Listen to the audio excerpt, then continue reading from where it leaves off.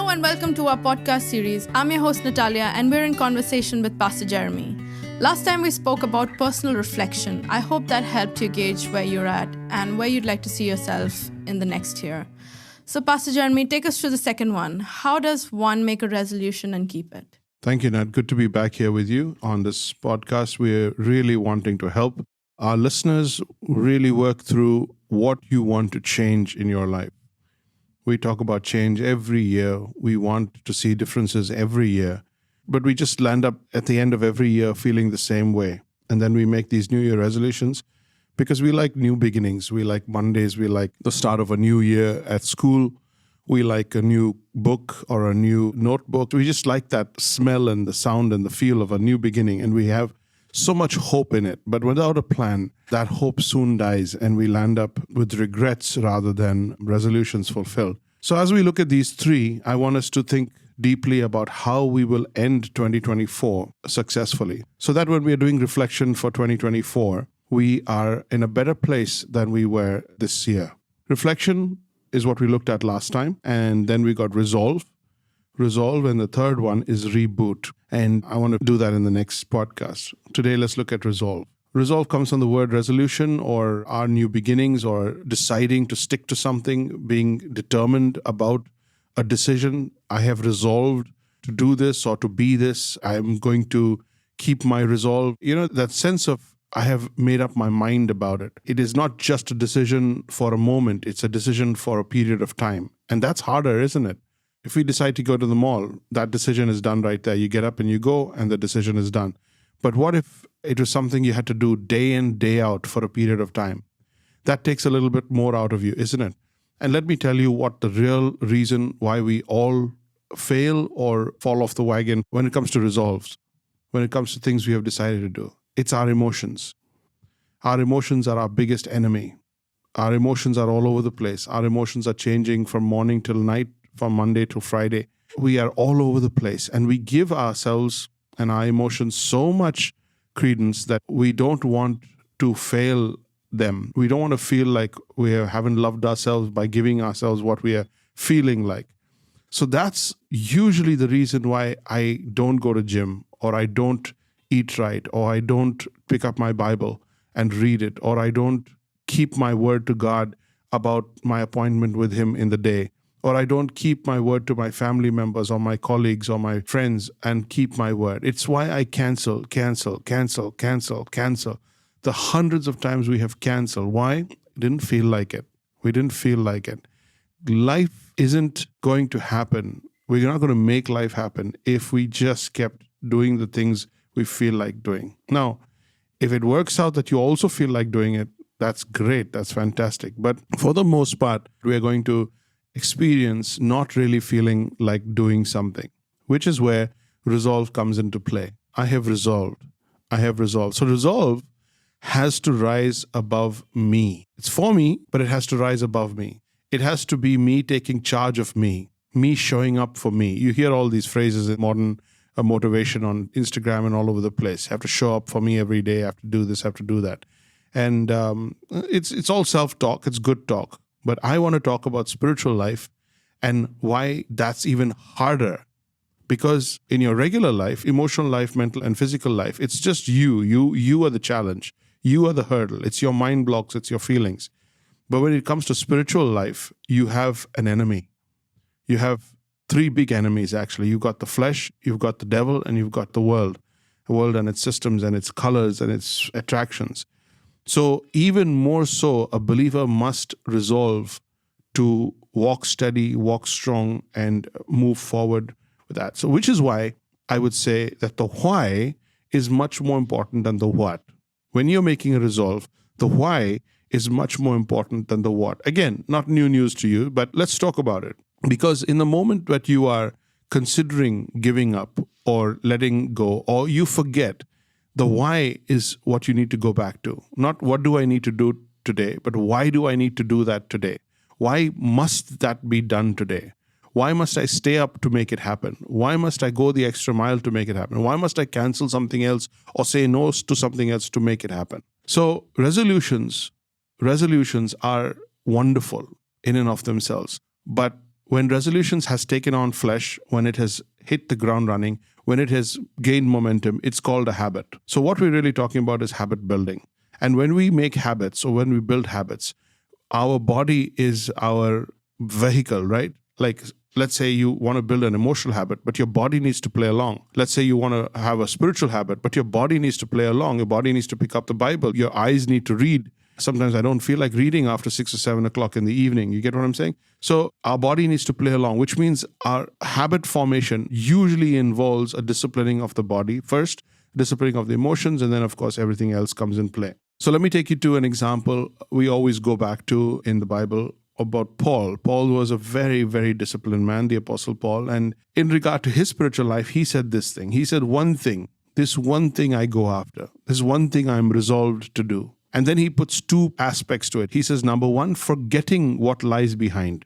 Forgetting what lies behind. And the second aspect of this is focusing on or yearning for or reaching out for what lies ahead.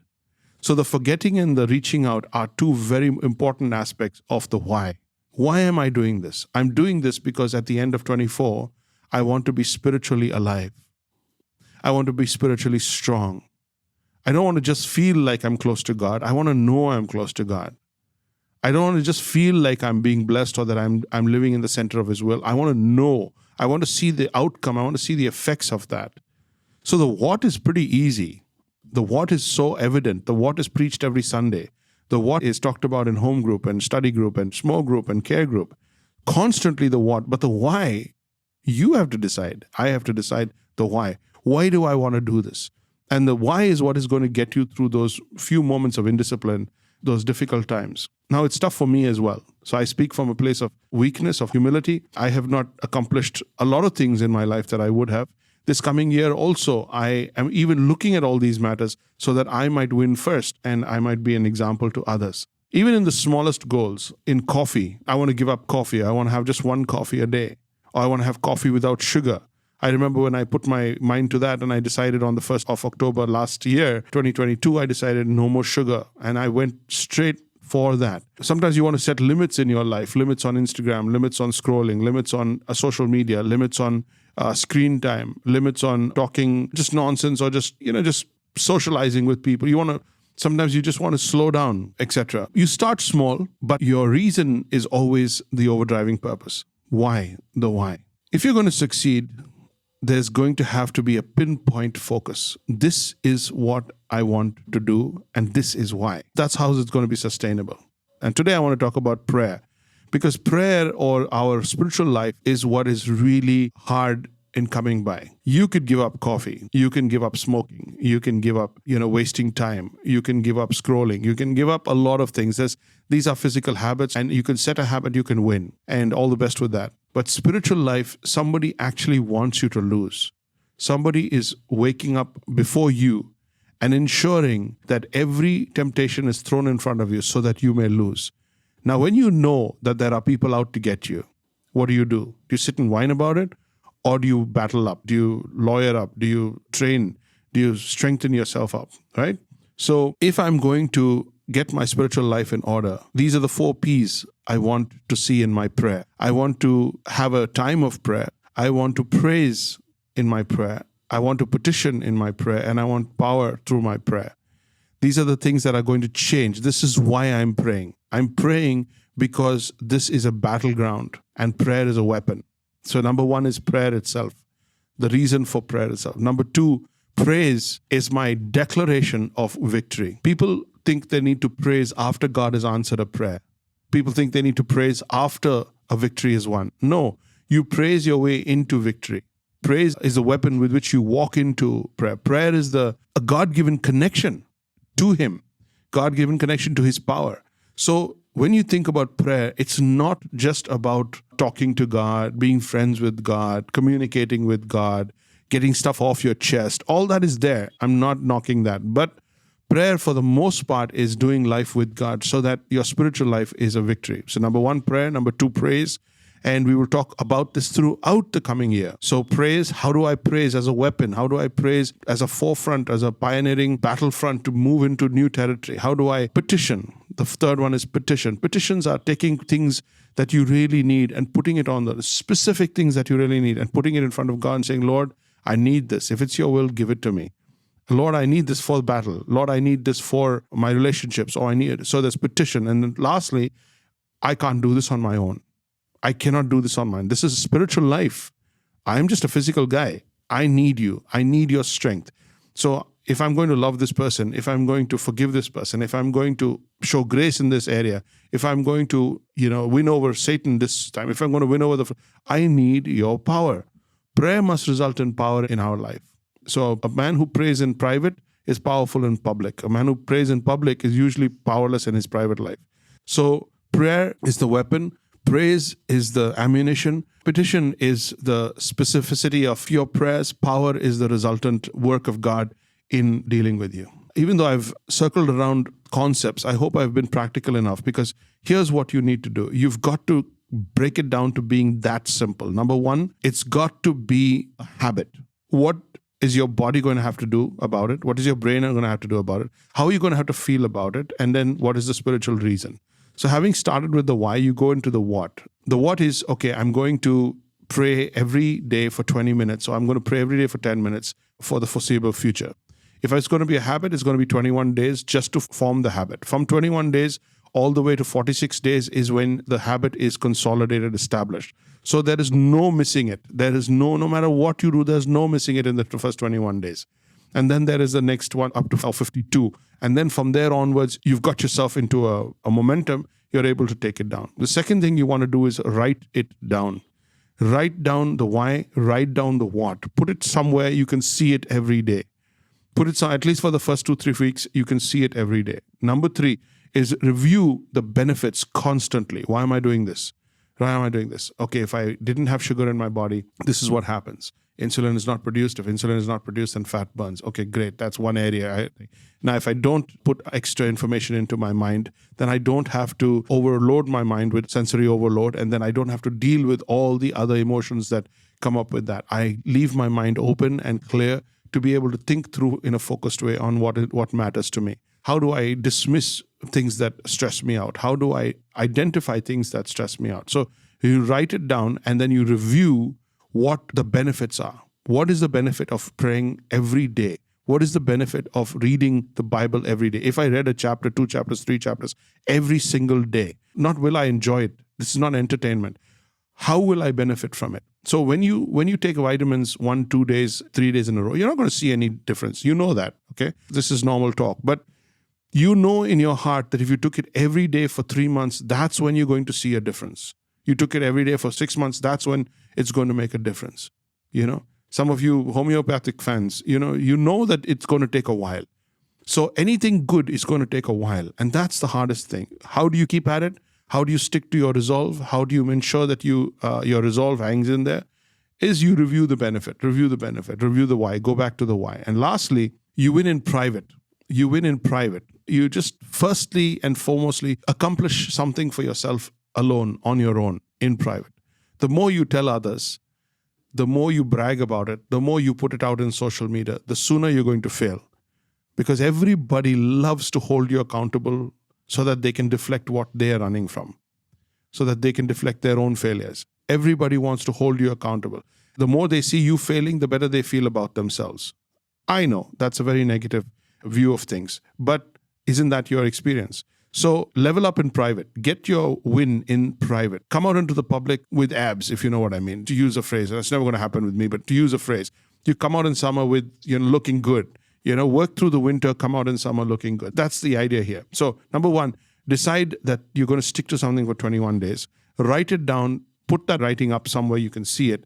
Review the benefits on a daily basis, not just before giving up, but constantly, why am I doing this? Why am I doing this? Why? One of my goals is physical. So I keep telling myself, I have no more important thing to do this year than to et cetera, et cetera. You get what I'm saying? I keep saying that over and over and over again. Every time I don't feel like it, or I just tell myself, I have no more important thing to do in this year than to do this, this, this. This is the most important thing to me. And I keep reminding myself. And finally, I don't talk about it with everybody. I don't make it public. You do have to share it with 1 or 2 or 3 people who are involved in your life that will make it happen and help you to make it happen, especially people who are depending on you. But that's it. Okay. And last but not least, let me tell you, keep it simple.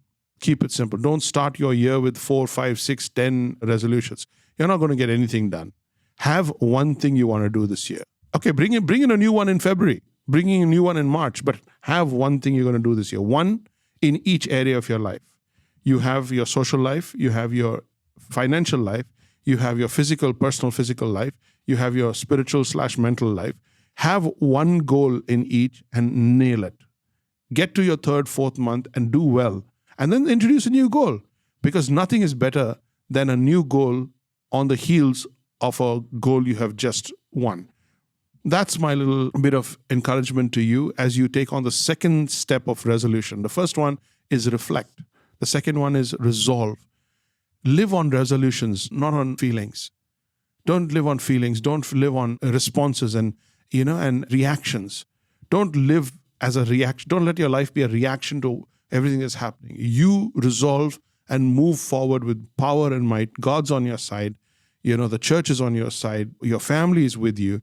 You are loved more than you're hated. You have more than you don't have. You've got to count your blessings, to be simple about it, and move forward with confidence. Stop focusing on that one thing that isn't working right or that you've given up. Nail it. Just get up every morning and say thank you. You don't know what you're thankful for. Start with saying thank you and then think about what you're thankful for and take it from there. All right? Write to me, leave me a text, leave me a comment, get back to me about what you think about this and how you think it's either helping or not helping. Anything you might want to add, because the cumulative knowledge of everyone here will be the benefit of all. So see you in the next podcast. And thanks, Nat, for taking us through this. Yeah, I love the practicality of this podcast. Understanding the why, defining the what, writing it down, reviewing the benefits, keeping it simple. All of it is so important. And yeah, I hope that we all go through this and keep our resolutions realistic, sustainable, and simple. Next time we talk about rebooting, the 3rd podcast, and we'll see you in the next episode.